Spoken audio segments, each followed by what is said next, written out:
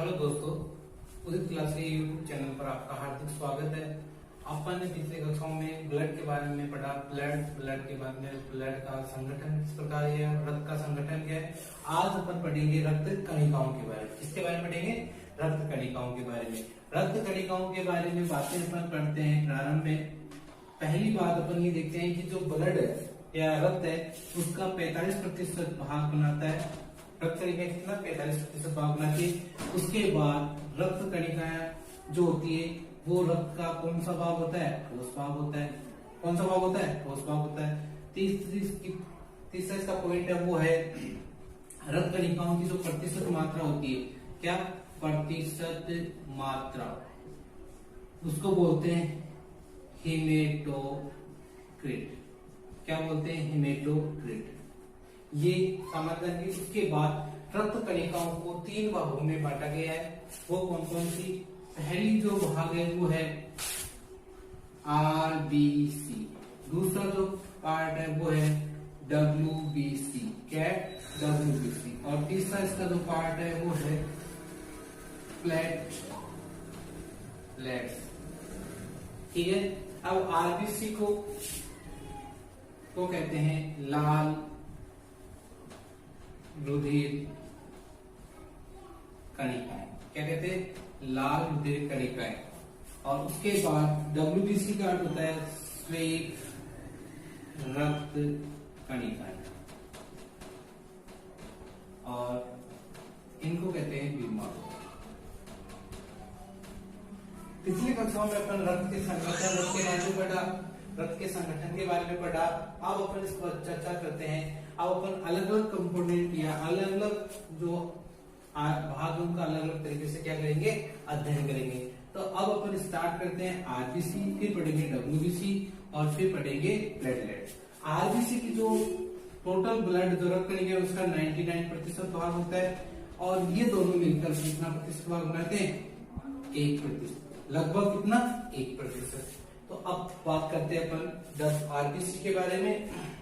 RBC के बारे में बात करेंगे। आरबीसी क्या होती है? क्या?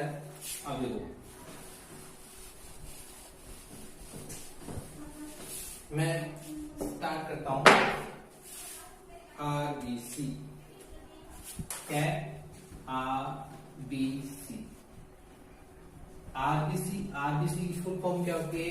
लाल रक्त कणिकाएं या रेड ब्लड सेल, और इनको साइंस की भाषा में बोलते हैं इरिथ्रोसाइट। क्या कहते हैं? इरिथ्रोसाइट। यहाँ पर इरिथ्रो का अर्थ होता है लाल। क्या अर्थ होता है? लाल। और साइट का अर्थ है कोशिका, यानी लाल कोशिका, लाल रक्त कणिका। क्या कणिकाएं कह सकते हो या कोशिकाएं कहते हो? ठीक है। अब देखो, साइटो शब्द का अर्थ होता है सेल। क्या होता है? सेल। जैसे कोशिका विज्ञान को क्या कहते हैं? कोशिका विज्ञान को क्या कहते हैं? कोशिका विज्ञान को कहते हैं साइटोलॉजी। क्या कहते हैं? साइटोलॉजी। क्या कहेंगे? साइटोलॉजी। ठीक है। फिर उसके बाद में यहां से स्टार्ट करते हैं कि आरबीसी होती है। क्या होती है? आरबीसी। आरबीसी का जो निर्माण होता है, आरबीसी का जो निर्माण होता है वो होता है अस्थि मज्जा। कहां पर होता है? अस्थि मज्जा। कहां पर होगा? अस्थि मज्जा में होगा। फिर आता है आरबीसी का जो निर्माण क्रिया होती है। आरबीसी के निर्माण क्रिया को क्या कहते हैं? तो आरबीसी के निर्माण प्रक्रिया को क्या कहते हैं? वो कहते हैं इरिथ्रोपोएसिस। क्या कहते हैं? इरिथ्रोपोएसिस। और इस प्रक्रिया में लगभग 72 घंटे लगते हैं। कितने घंटे लगते हैं? 72 घंटे लगते हैं। फिर आता है कि इस प्रक्रिया में सहायक पदार्थ कौन से, यानी कि निर्माण क्रिया में सहायक पदार्थ कौन कौन से? तो इसमें आता है फोलिक अम्ल। कौन सा अम्ल? फोलिक अम्ल, विटामिन B12 और विटामिन सी। ये जो पदार्थ होते हैं वो आरबीसी के निर्माण में क्या होते हैं? महत्वपूर्ण भूमिका निभाते हैं। उसके बाद जो आरबीसी की जो मात्रा होती है, क्या होती है? आरबीसी की जो मात्रा होती है वो मात्रा होती है, वो पुरुष और महिलाओं में क्या होती है? अलग अलग होती है। आरबीसी की जो मात्रा होती है वो पुरुषों में होती है, वो होती है 52 से 55 लाख पर mm³। फिर आता है स्त्रियों में जो होती है, स्त्रियों में आरबीसी जो मात्रा होती है वो होती है 45 से 47 लाख पर mm³। ये कॉमन पूछे जाते हैं। इंपॉर्टेंट, मोस्ट इंपॉर्टेंट करें तो आप इसमें लिखेंगे नवजात। कौन सा? नवजात शिशु में जो आरबीसी की जो मात्रा होती है वो होती है लगभग 68 लाख पर mm³। ठीक है, अपन बात कर रहे थे आज रक्त कणिकाओं के बारे में। रक्त कणिकाएं होती है, रक्त का कितना प्रतिशत भाग बनाती है? 45% भाग। वो कौन सा भाग होता है? ठोस भाग होता है। तीसरा इसमें अपन ने पढ़ा था कि जो आरबीसी या रक्त कणिकाओं की जो प्रतिशत मात्रा होती है उसको हेमेटोक्रिट कहते हैं। फिर रक्त कणिकाओं को अपन ने 3 भागों में बांटा, आरबीसी, डब्ल्यूबीसी और बिम्बाणु। तो आरबीसी ऊपर ने पढ़ा, आरबीसी को क्या कहते हैं? एरिथ्रोसाइट्स कहते हैं। इनका निर्माण कहाँ होता है? अस्थि मज्जा में होता है। और निर्माण की जो प्रक्रिया होती है उसको एरिथ्रोपोइसिस कहते हैं। और इस प्रक्रिया में जो समय लगता है वो कितने घंटे लगता है? 72 घंटे लगता है। और इस निर्माण के लिए जो सहायक पोषक तत्व है, जो सहायक तत्व होते हैं, प्रदान होते हैं, वो होते हैं फोलिक अम्ल, विटामिन B12 और विटामिन सी। फिर आता है मात्रा भी तो पुरुषों में ज्यादा मात्रा होती है, कितना होता है? 52 से 55 लाख mm³। स्त्रियों में होती है 45 से 47 लाख पर mm³। और नवजात शिशुओं में सर्वाधिक होती है कितनी? 68 लाख पर mm। फिर आता है मात्रा। अब देखो सबसे ज्यादा मात्रा किसकी होती है? इसी को आगे अपन पॉइंट बनाए तो सबसे छोटी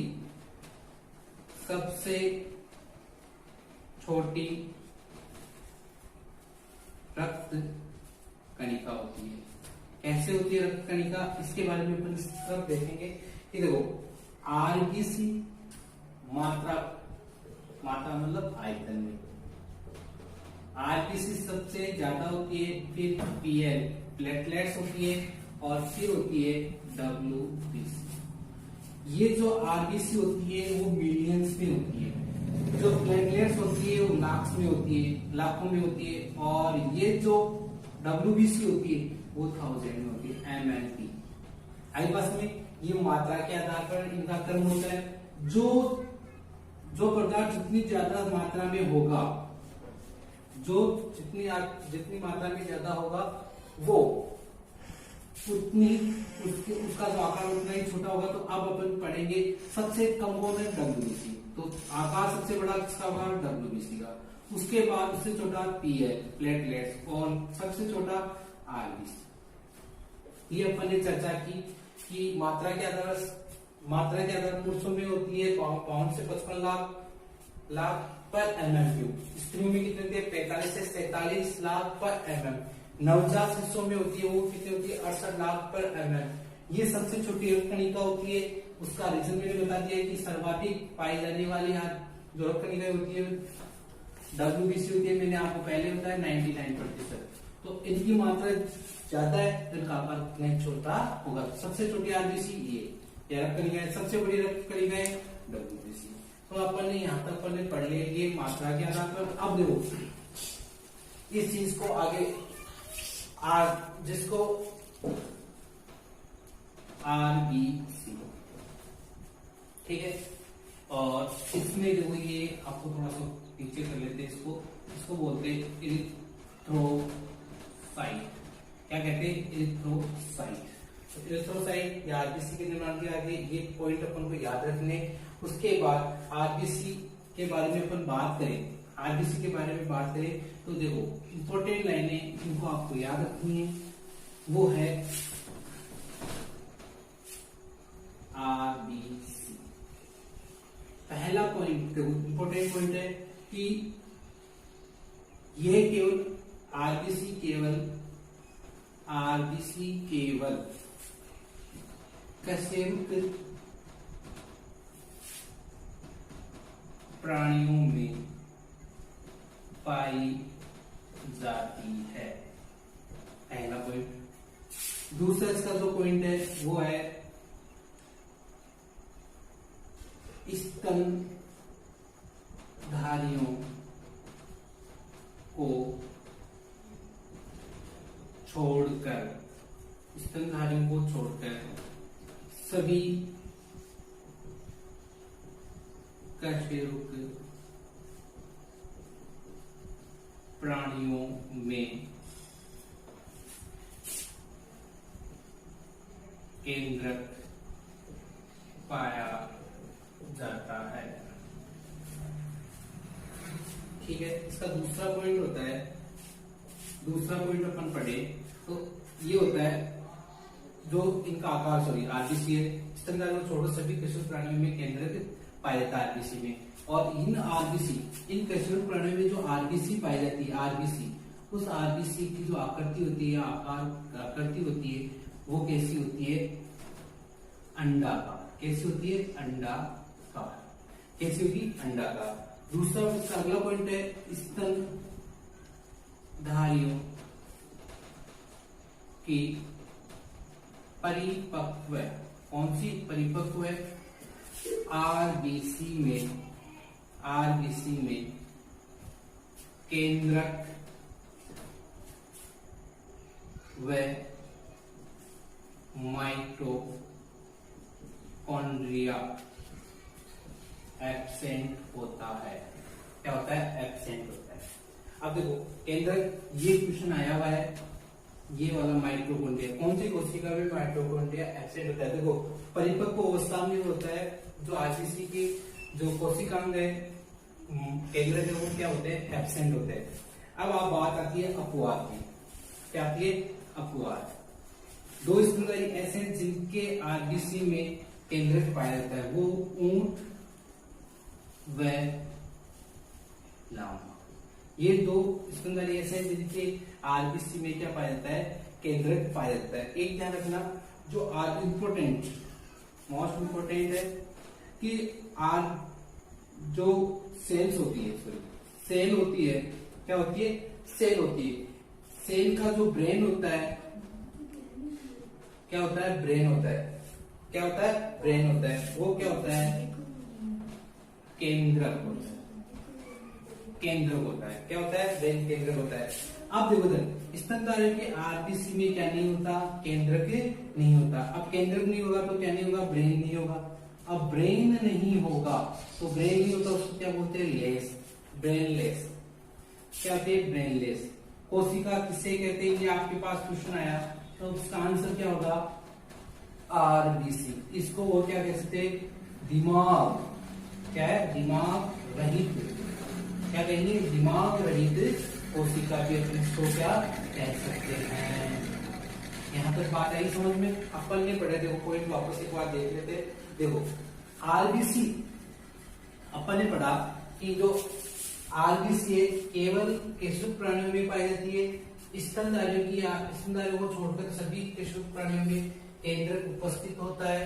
फिर पढ़ा अपन ने स्तनधारियों की परिपक्व आरबीसी में क्या होता है? केंद्रक और माइटोकॉन्ड्रिया क्या होते हैं? एब्सेंट होते हैं। अपवाद में अपन ने पढ़ा कि ऊंट और लामा होता है, उनके आरबीसी में क्या होता है? केंद्रक पाया जाता है। अब देखो कोशिका होती है, कोशिका का ब्रेन किसे कहा? केंद्रक को कहा। अब यदि जिस कोशिका में केंद्रक नहीं होगा तो ब्रेनलेस या दिमाग रहित कोशिका कहेंगे, और वो किसको कहेंगे?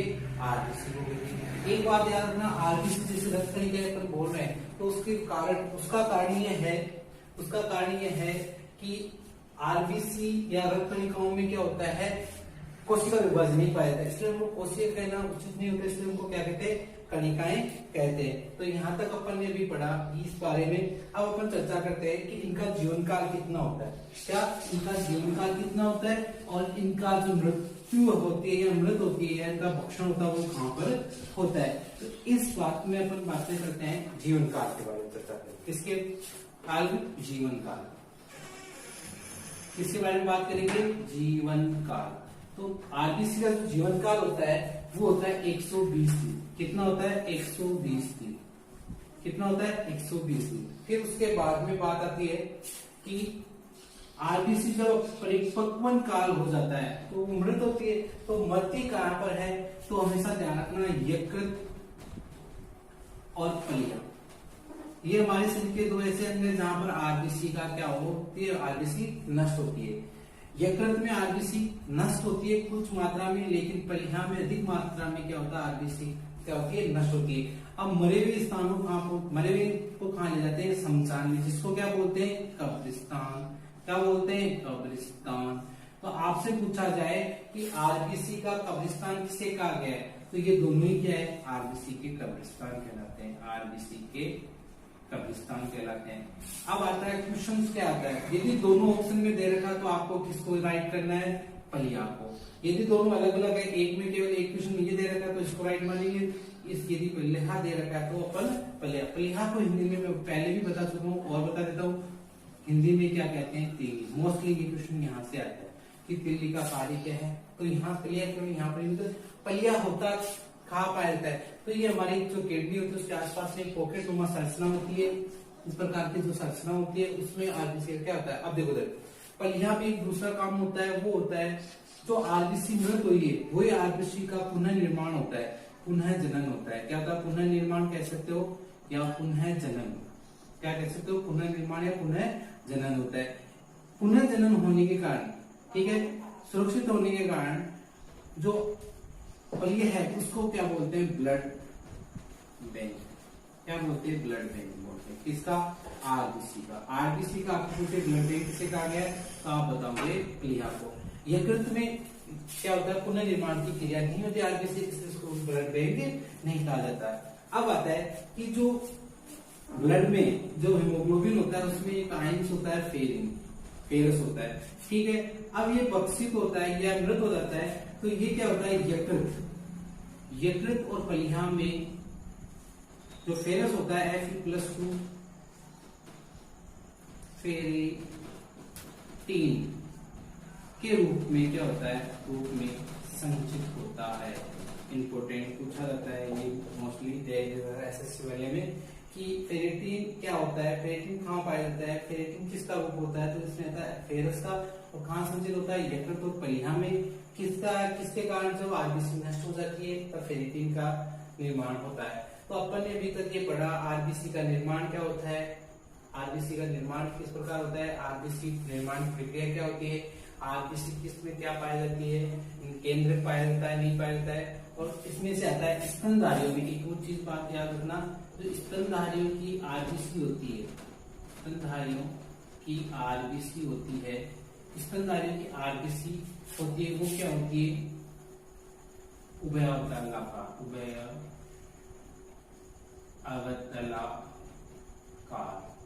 इसको कह सकते हो आप दिव्य अवतल,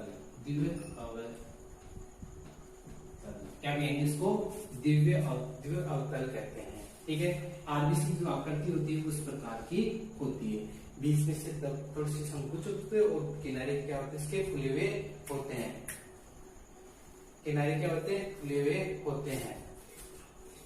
अब अपन बात करते हैं, अपन आरबीसी का जो लाल रंग होता है, हाँ, आरबीसी का जो लाल रंग होता है वो किसके कारण होता है, आरबीसी का जो लाल रंग होता है वो किसके कारण होता है, ये अपन ने पहले चर्चा कर चुके हैं, एक बार के लोग मैं बता देता हूँ। जो आरबीसी का लाल रंग होता है वो एक वर्णक होता है जिसको स्वर्ण संवर्णक बोलते हैं, हीमोग्लोबिन। इस वर्णक के कारण क्या होता है, आरबीसी का जो रंग होता है वो कैसा होता है, लाल होता है। ये चीज अपन ने पढ़ ली थी। अब देखो आरबीसी हीमोग्लोबिन के बारे में थोड़ा सा बता देता है कि हीमोग्लोबिन में आपको पता है कि एक तो हिम समूह होता है और एक होता है ग्लोबिन।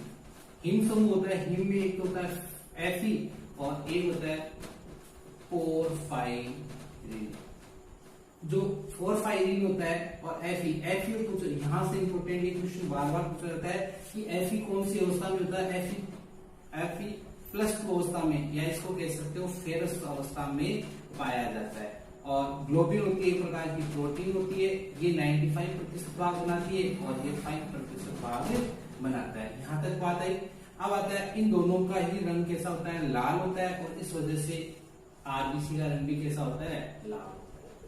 ये चीज आपके आई होगी। अब अपन हीमोग्लोबिन की थोड़ी सी वर्किंग पढ़ते हैं कि हीमोग्लोबिन का काम क्या होता है क्या नहीं। तो आरबीसी का लाल रंग किसके कारण होता है, हीमोग्लोबिन के कारण। हीमोग्लोबिन होता है वो हीम और ग्लोबिन से मिलकर बना होता है। हीम क्या होता है, फेरस और फोस्फाइलिन का समूह होता है, और ग्लोबिन एक प्रकार की प्रोटीन होती है। इन दोनों का रंग कैसा होता है, लाल होता है। आपसे पूछा जाता है हीमोग्लोबिन में जो फेरस होता है वो कौन सी अवस्था में होता है, फेरस होता है वो कौन सी अवस्था में होता है, कौन सी अवस्था में होता है, तो आप बताओगे Fe+2 अवस्था में होता है। देखिए एक बार वापस में बता देता हूँ कि आरबीसी का जो रंग होता है वो लाल होता है, और उसका कारक क्या है, उसका कारक क्या है, उसका जो कारक होगा वो होगा हीमोग्लोबिन। क्या होगा, हीमोग्लोबिन। ठीक है, हीमोग्लोबिन दो समूह से, एक तो हिम समूह और एक ग्लोबिन से मिलकर बना होता है, ग्लोबिन से मिलकर बना होता है। ठीक है, अब हिम समूह होता है वो Fe+1 होता है पोरफायरिन, पोरफायरिन से मिलकर बना होता है। जो Fe होता है वो क्या होता है, Fe+2 अवस्था में पाया जाता है, Fe+2 अवस्था में पाया जाता है, जिसको क्या बोलते हैं, फेरस बोलते हैं। ये इंपॉर्टेंट है, बार बार पूछा जाता है कि हीमोग्लोबिन में जो है या रक्त में जो फेरस आयरन है या आयरन है वो किस रूप में पाया जाता है, किस रूप में पाया जाता है, तो आप क्या बताओगे, Fe+2 अवस्था में पाया जाता है। जो ग्लोबिन होता है ये एक प्रकार की प्रोटीन होती है, और इसका रंग कैसा होता है, लाल होता है, और दोनों का रंग इसका भी क्या होता है, लाल, और इन दोनों की वजह से आरबीसी का रंग भी कैसा होता है, लाल होता है। अब अपन पढ़ते हैं हीमोग्लोबिन की आगे की बात। अब देखो, एक हीमोग्लोबिन को हम क्या कह सकते हैं, एचबी बोलते हैं। क्या बोलते हैं, एचबी बोलते हैं। तो एक हीमोग्लोबिन होता है वो 4 O2 अणुओं का परिवहन करता है। क्या करता है, परिवहन करता है। आई बात समझ। फिर आपको आता है 1 ग्राम एचबी, 1 ग्राम एचबी 1.34 ml O2 का परिवहन करता है। इसी प्रकार 100 ml जो ब्लड होता है वो लगभग 20 ml O2 का परिवहन करता है। इंपॉर्टेंट है, नोट कर लेना इसको, रेट वगैरह सब में आने वाले क्वेश्चन से इंपॉर्टेंट है, इनको बार बार याद कर लेना, रिवाइज कर लेना। फिर उसके बाद में ये बात आ गई, उसके बाद में आता है हीमोग्लोबिन के बारे में अपन ये चर्चा की। अब आता है कि मात्रा, हीमोग्लोबिन की हमारे शरीर में क्या मात्रा है उसके बारे में अपन चर्चा करें। तो पहले बात करते हैं पुरुषों के बारे में। तो पुरुषों में जो हीमोग्लोबिन की जो मात्रा होती है वो होती है 14 से 16 ग्राम पर 100 ml, यानी 100 ml में कितनी ये मात्रा होती है। फिर आता है महिलाओं में, महिलाओं में स्थित पाए हुए तो 12 से 14 ग्राम 100 ml रक्त में पाए। तो ये इसके डाटा थे, इन डाटाओं को आपको क्या करना है, थोड़ा सा लर्न करना है, याद करना है। तो ये 5 पॉइंट थे, इसको थोड़ा सा ध्यान से रखना है। अब अपन बात करते हैं कि जो शरीर में, हमारे शरीर में जो ऑक्सीजन जाती है वो ऑक्सीजन किस रूप में होती है। तो हमारे शरीर में जैसे ऑक्सीजन जाएगी तो Hp से क्या करेगी, ऑक्सीजन, और क्या बना लेगी, HbO2, जिसको बोलते हैं ऑक्सी, क्या बोलते हैं, ऑक्सी हीमोग्लोबिन। क्या बोलते हैं, ऑक्सी हीमोग्लोबिन। जब ये जाती है तो यहाँ पर फिर आपको पूछे CO2 कार्बन डाइऑक्साइड किस रूप में होती है, तो वो होती है HbCO, जिसको बोलते हैं कार्बोक्सी। क्या बोलते हैं, कार्बोक्सी हीमोग्लोबिन। क्या बोलते हैं, कार्बोक्सी हीमोग्लोबिन। ठीक है, इसी में पार्ट में अपन आगे बात करते हैं। तो अगला जो पॉइंट होता है कि Hb, आपने सुना होगा जब रात को नींद जलाकर बंद कमरे में सोते हैं तो व्यक्ति की मृत्यु हो जाती है, दम घुटने लग जाता है।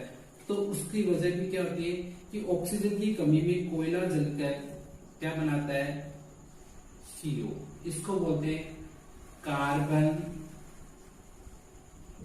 Mono oxide.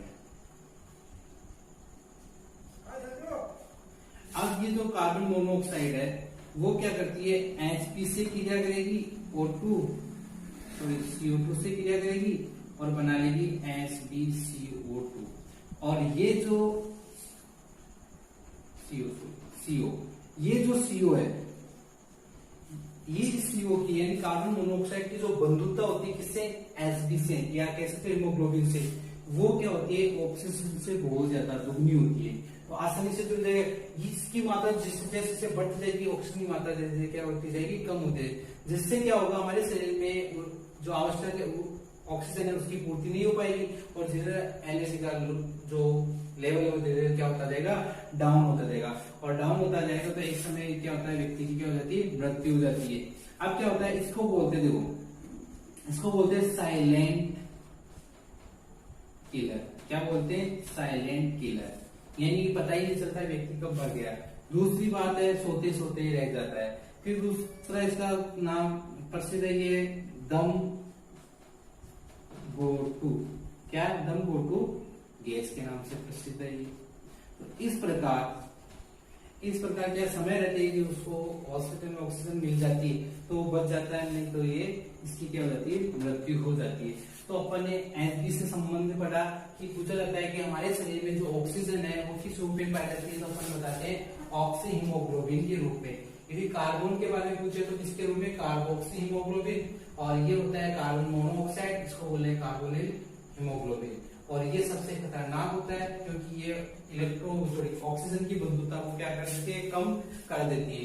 और उसके बाद क्या होता है, उसके बाद इंसान की ऑक्सीजन कमी के कारण क्या होती है, मृत्यु हो जाती है। अब अपन आगे जो चर्चा करेंगे इसके बारे में, अब आगे बात करते हैं। ये Hb के बारे में हो गया। Hb के बारे में होने के बाद, Hb के होने के बाद अपन चर्चा करते हैं, एक बार वापस रिवाइज कर लेते हैं। रक्त कणिकाओं के बारे में अपन ने पढ़ा आरबीसी की चर्चा हो ही गई। आरबीसी का परिवहन होने के बाद अपन आरबीसी के बारे में निर्माण के बारे में पूछा, निर्माण की प्रक्रिया के बारे में पूछा और आरबीसी की मात्रा के बारे में पूछा। फिर अपन ने पढ़ा आरबीसी का जो कार्य होता है उसके बारे में। अब एक छोटा सा टॉपिक है वो अपन पढ़ते हैं, आरबीसी का कार्य बहुत इंपोर्टेंट है। और ये बात समझ में है, ये केवल O2 का वहन करता है। किसका वहन करता है, O2 का वहन करता है। किस प्रकार कार्य इसका समझना है। और ये अपने आज की क्लास का लास्ट टॉपिक है कि O2 का वहन किस प्रकार होता है। इस चीज को आप अच्छी तरह समझना। आपने सुना होगा श्वसन। श्वसन क्या होता है, आपसे पूछा जाए तो श्वसन क्या होता है, उसका अर्थ क्या होता है। श्वसन की प्रक्रिया के द्वारा अपन क्या लेते हैं, हवा लेते हैं। क्या लेते हैं, हवा। हवा क्या होती है, गैसों का मिश्रण होता है जिसमें CO2 है, N2 भी है, O2 भी है, अदर गैसें भी है, बहुत सारी गैसें। ये गैसें अपन सांस के द्वारा अंदर लेते हैं और ये कहां पर पहुंच जाती है, लंग्स में। कहां पहुंच जाती है, लंग्स में। फेफड़ों में क्या होता है, ब्लड होता है। चीज को समझना, ब्लड होता है और ब्लड में क्या होता है, Hb होता है। और जो ये O2 आई ये क्या उसके साथ जुड़ जाती है और क्या बना लीजिए, HbO2, जिसको क्या बोलते हैं, ऑक्सीहीमोग्लोबिन। ऑक्सीहीमोग्लोबिन क्या होता है, अब देखो ये जाता है सेल में। यहाँ जाता है सेल में और सेल में क्या होता है, ग्लूकोज होता है। क्या होता है, ग्लूकोज होता है, C6H12O6। और ये क्या होता है, ऑक्सीजन से जुड़ता है, ऑक्सीजन से क्रिया करता है और ये बना लेता है CO2 प्लस H2O प्लस, यहां मैं लिख देता हूं, प्लस ATP। आई पास में देखो काम क्या है, अपन ने क्या लिया, हवा में से अपन ने एक को चुना, किसको, Hb ने किसको चुना, ऑक्सीजन को। ऑक्सीजन को ये पकड़ लेता है और इसको कहां पहुंचा देता है, कोशिकाओं तक पहुंचा देता है। अब देखो कोशिकाओं तक पहुंचा देता है, कोशिकाओं में क्या है, उपस्थित C6H12O6 का क्या, ग्लूकोज। इस ग्लूकोज का ये क्या कर देता है, विघटन, और हमें क्या प्राप्त होती है, CO2। अब ये CO2 क्या करती है, वापस सांस के द्वारा क्या हो जाती है, वातावरण में चली जाती है। अब देखो यहां पर अपन को क्या प्राप्त हुआ, ATP। एटीपी की फुल फॉर्म होती है एडिनोसिन ट्राइफॉस्फेट होता है, और ये ऊर्जा अणु होते हैं। हम डायरेक्ट ऊर्जा का यूज नहीं करते, हमारा शरीर में जो जैविक क्रिया होती है डायरेक्ट ऊर्जा का यूज नहीं होता है। जो ऊर्जा उत्पन्न होती है वो एटीपी में चेंज होती है, और एटीपी से अपनी ऊर्जा प्राप्त होती है, जिससे विभिन्न जैविक क्रियाएं करते हैं। इसलिए एटीपी को कहते हैं जैविक मुद्रा। क्या कहते हैं? जैविक मुद्रा।